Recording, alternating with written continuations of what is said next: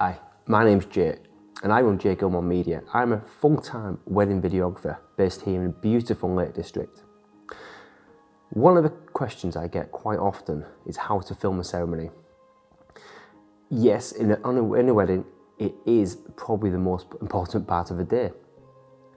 So I've come here to the beautiful St Mary's here in Cumbria, which is a fairly typical small church here in Cumbria, hopefully to show you what gear I use and how I use it. So for weddings, I use two cameras. The one I'm filming on now, which is an A74, and this on the wide shot is an A73. My go-to lenses, especially on the A74, is the 50mm f1.4 Mark II by Samyang. It's actually the lens I'm filming on now. I love this lens. It's always on my camera, and because it has the same kind of wide angle view as you would see with your own eye, it works great for mediums, even to wides if I'm a little bit further back. And that f1.4 just makes it so worthwhile when you have a dark church like this. My second lens, which is on this second camera, is the Samyang 35mm f1.8. Again, it's a great lens, medium wide, to capture pretty much everything you need in a church this size. I also use the Samyang 135mm f1.8. However, it's far too long a focal length to be used in a church like this, in this kind of size. I generally use that for speeches when I need to stand back a little bit and there isn't really enough room for me to get close in to either the 50 or the 35mm. My other important piece of gear is my gimbal. Generally, I'll have the 35mm on a tripod and then the A74 with the 50mm on the gimbal. Let me show you how I set up my first shot for a ceremony. But for that, what we have to imagine, I've already been to the bride where they're getting ready. I've got all that. I've also got a little bit of B-roll. Even though the church is empty, I like to get a little bit, especially with stained glass, some of the windows, some of the kind of more decorative pieces in the church. It just adds to the overall story of the day and helps the couple remember the ceremony and the whole day from the small bits to obviously the large moments. So we've got the bride getting ready. If we could, we've also got the groom getting ready as well. I've had the drone up. We've gone around the church a couple of times, again, just to get an overall picture. So my first shot I want to think about is a wide angle with the 35mm, with the A73, to capture the ceremony as a whole from start to finish. So let me show you that now. So this camera will be my first setup. I put it in the very, very top, always on the right from the doors. The reason I do this is because the bride will be here, the groom will be here. No matter what people say, the bride is the most important person. So that is why I point it more towards her than I would do towards the groom.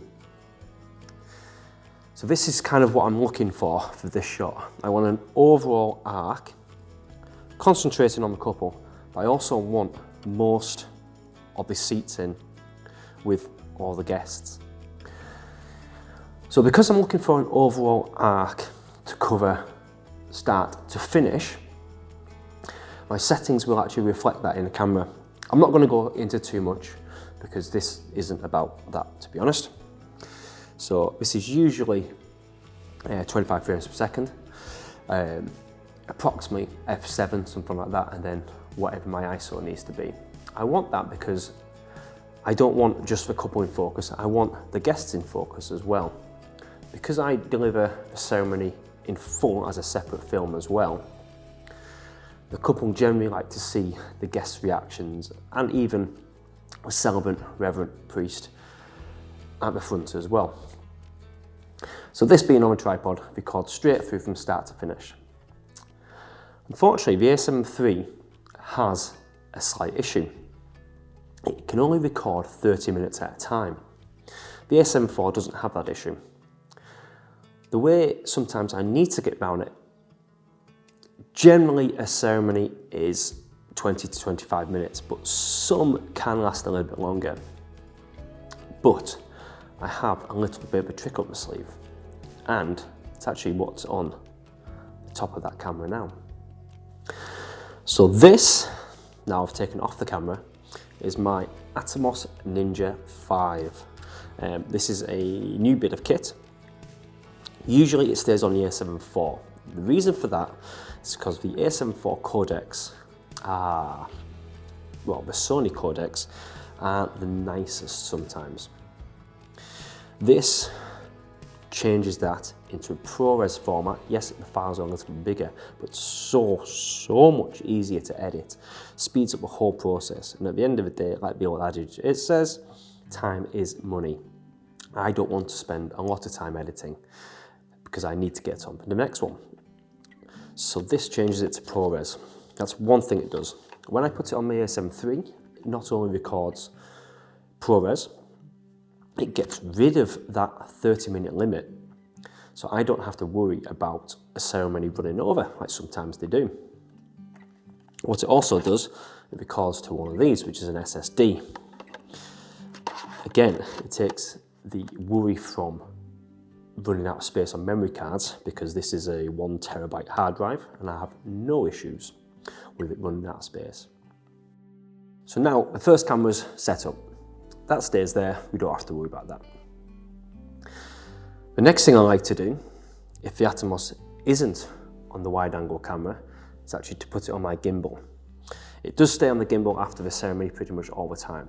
The reason for that, like I mentioned, it changes the Sony codec into a ProRes and I don't have to worry about space. The other thing it does, it also gives me a lot of different readouts. Things like zebras, which is for your highlights, so you're not blowing out the highlights. It also gives me a waveform, so I know how my exposure is, rather than just using the small monitor, which is on the Sony. Having a monitor there is completely invaluable. I wouldn't be able to shoot a wedding without it. It's very, very difficult sometimes to know exactly what's in focus, but given this larger monitor here and having other things like having focus peaking, so I know what's in focus, is just incredible. For me, this is just important as the camera bodies and lenses, and this is always the next in line to get put in my camera bag.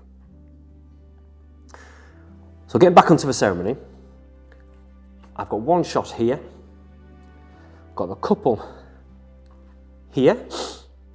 So what I do with the gimbal, because it's got 50mm, 35mm on there, I'm generally on the opposite side, and I sometimes can float around a little bit.